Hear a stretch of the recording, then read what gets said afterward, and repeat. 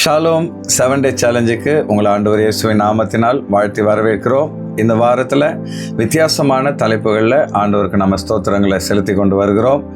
என்னைக்காவது மன அமைதிக்காக அப்பாவுக்கு நீங்கள் நன்றி சொல்லியிருக்கிறீங்களா?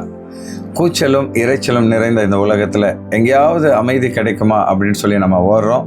அமைதியான அந்த சூழல் நமக்கு ஆண்டவர் கொடுத்த ஒரு பரிசாக காணப்படுகிறது. ஆகவே அமைதிக்காக இப்போ நம்ம எல்லாரும் அப்பாவை ஸ்தோத்திரம் பண்ண போகிறோம். எல்லாரும் ஆயத்தமாக இருக்கிறீங்களா?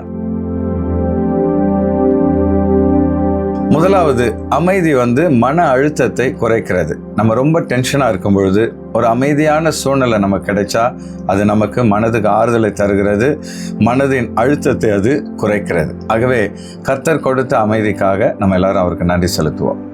ஆண்டவரே, பரபரப்பான இந்த உலகத்திலே, ஆர்ப்பாட்டங்களும் கூச்சலும் நிறைந்த இந்த உலகத்திலே அமைதி கிடைக்கும் பொழுது அது எங்களுக்கு மனதுக்கு எவ்வளவு ஆறுதலை தருகிறது. ஆண்டவரே அப்பா, மன அழுத்தத்தை குறைத்து எங்களுக்கு ஒரு மன நிம்மதியை கொடுக்கிற இந்த அமைதிக்காக மனதார உங்களை நாங்கள் ஸ்தோத்தரிக்கிறோம். நீர் கொடுக்கிற அமைதிக்காக, சமாதானத்துக்காக உம்மை நாங்கள் மகிமைப்படுத்துகிறோம். நன்றி நன்றி நன்றி ஆண்டவரே. ரெண்டாவது, அமைதி நம்ம தெளிவாய் சிந்திப்பதற்கு நமக்கு உதவியாக இருக்குதா. நம்மளை சுற்றி கூச்சலாக இருந்தால் நம்ம எதுவுமே யோசிக்க முடியாது. ஆனால் அமைதியான சூழல் நம்ம சிந்திக்கவும் நல்ல முடிவுகளை எடுக்கவும் நமக்கு உதவியாக இருக்கிறது. ஆகவே இப்படிப்பட்ட அமைதிக்காக நம்ம எல்லாரும் அப்பாவுக்கு நன்றி செலுத்துவோம். ஆண்டவரே, அமைதியான சூழல்களிலே எங்கள் மூளை நன்றாக சிந்திக்கவும் நல்ல தீர்மானங்களை எடுக்கவும் அது பிரயோஜனமாக இருப்பதற்காக உம்மை ஸ்தோத்தரிக்கிறோம். நீர் கொடுக்கிற அமைதிக்காக, அமைதியான சூழலுக்காக நாங்கள் மனதார உமக்கு நன்றி செலுத்துகிறோம். ஆண்டவரே, நீர் நல்லவர், நன்மை செய்கிற தேவன், எங்களுக்கு சமாதானத்தையும் அமைதியையும் சாந்தத்தையும் தருகிற தகப்பன். அதற்காக உம்மை துதிக்கிறோம், நன்றி செலுத்துகிறோம், மகிமைப்படுத்துகிறோம். மூணாவது, அமைதி இயற்கையை ரசிப்பதற்கு நமக்கு உதவியாக இருக்கிறது. பரபரப்பான நகர வாழ்க்கையிலிருந்து நம்ம இயற்கையான ஒரு சூழலுக்கு போகும்பொழுது அமைதியான அந்த சூழலில் அந்த அமைதியை, அந்த இயற்கையை ரசிப்பதற்கு நமக்கு எவ்வளோ சந்தோஷமாக இருக்கிறது இல்லையா? ஆகவே கர்த்தர் கொடுத்த இப்படிப்பட்ட அமைதிக்காக ஆண்டவருக்கு நன்றி செலுத்துவோம்.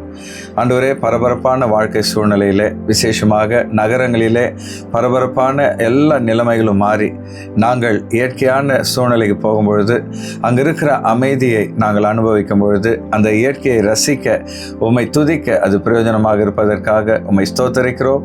நீர் படைத்த இயற்கைக்காக, நீர் படைத்த அமைதிக்காக, நீர் கொடுத்த இப்படிப்பட்ட நன்மையான ஈவுகளுக்காக மனதார உம்மை நாங்கள் ஸ்தோத்தரிக்கிறோம். நன்றி நன்றி நன்றி ஆண்டவரே.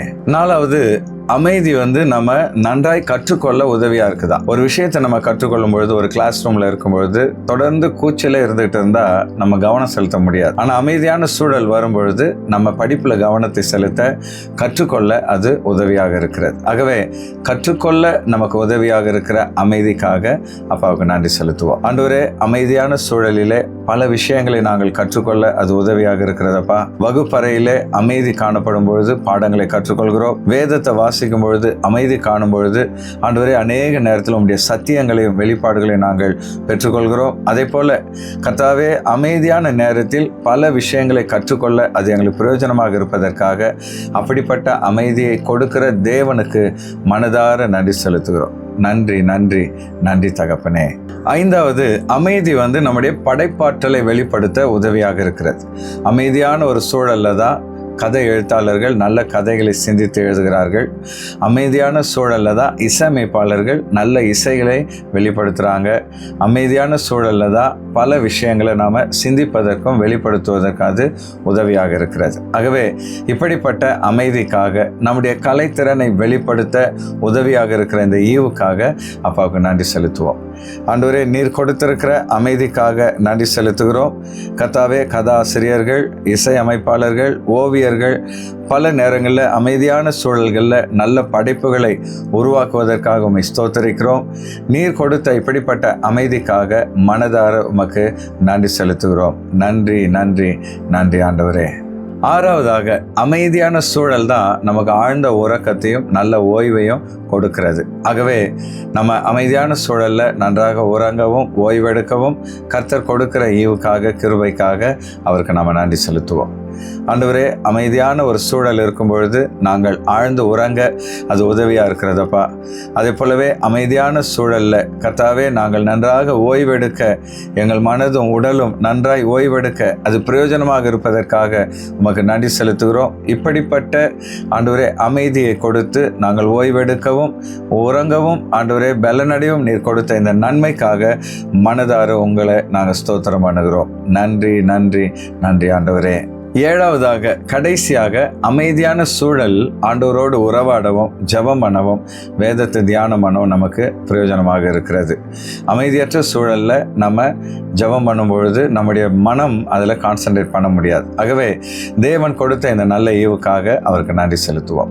ஆண்டவரே, அமைதியான சூழலில் உங்கள் பாதத்தில் வந்து அமர்ந்து உங்கள் கூட பேச, உம்முடைய வேதத்தை வாசித்து உம்முடைய சத்தியங்களை கற்றுக்கொள்ள, உம்முடைய வெளிப்பாடுகளை பெற்றுக்கொள்ள ஆண்டவர் கொடுத்த இப்படிப்பட்ட நல்ல தருணங்களுக்காக உள்ளத்தின் ஆழத்திலிருந்து உமக்கு நன்றி செலுத்துகிறோம். இப்படிப்பட்ட அமைதியான சூழலில் நாங்கள் இன்னும் ஆவிக்குரிய வாழ்க்கையில் வளர, இன்னும் இடத்துல நெருங்கி வர, இன்னும் உம்மை அறிந்து கொள்ள நீர் கொடுத்த இந்த நல்ல ஈவுக்காக, அமைதிக்காக உமக்கு நன்றி செலுத்துகிறோம். மனதார உம்மை ஸ்தோத்தரிக்கிறோம். நன்றி நன்றி நன்றி தகப்பனே. அமைதியான சூழல், அமைதி, சமாதானம் அப்படின்றது வாழ்க்கையில் நமக்கு கிடைத்த மிகப்பெரிய கிஃப்ட். என்னுடைய சமாதானத்தையே நான் உங்களுக்கு வைத்து விட்டு போகிறேன்னு சொல்லி ஆண்டவர் இயேசு சொல்லியிருக்கிறார். நம்முடைய மனதில் ஒரு அமைதி உண்டாகணும்னா சூழ்நிலையிலே ஒரு அமைதி காணப்பட வேண்டும்.